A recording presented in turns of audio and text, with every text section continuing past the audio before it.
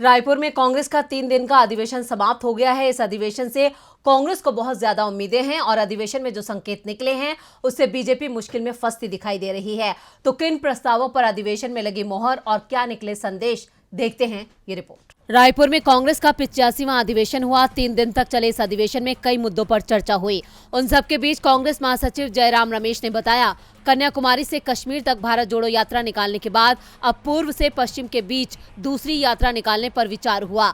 संभावना है कि ये यात्रा अरुणाचल प्रदेश के पासीघाट से गुजरात के पोरबंदर के बीच निकाली जाएगी। भारत जोड़ो यात्रा का विचार उदयपुर के मंथन शिविर में आया था और अब पार्टी एक और यात्रा की तैयारी में है। 3 दिन के अधिवेशन में हुए फैसलों को देखें तो पहले दिन कांग्रेस स्टीयरिंग कमेटी ने सर्वसम्मति से CWC के चुनाव नहीं कराने का फैसला किया और सभी सदस्यों को नामित करने का अधिकार पार्टी अध्यक्ष को सौंप दिया। शाम को सब्जेक्ट कमेटी की बैठक हुई जिसमें अधिवेशन का एजेंडा तैयार किया गया।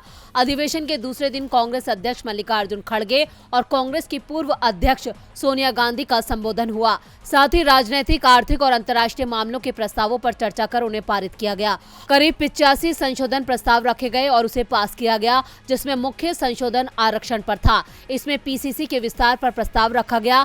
PCC डेलीगेट्स और ब्लॉक डेलीगेट्स में पदाधिकारी स्तर पर संशोधन का प्रस्ताव पास किया गया। उसके बाद आरक्षण से जुड़े संशोधन को पारित किया गया। 50% आरक्षण ST, SC, दलितों, पिछड़ों और अल्पसंख्यकों को देने की बात कही गई। अधिवेशन के तीसरे और अंतिम दिन राहुल गांधी ने पार्टी डेलीगेट्स को संबोधित किया। इसके साथ ही कृषि, युवा और सामाजिक न्याय के 3 प्रस्ताव पर चर्चा हुई। पार्टी को इस अधिवेशन से एक नई ऊर्जा मिली है, जिसका असर आने वाले विधानसभा और लोकसभा चुनावों में दिखाई देगा। DB लाइव की रिपोर्ट।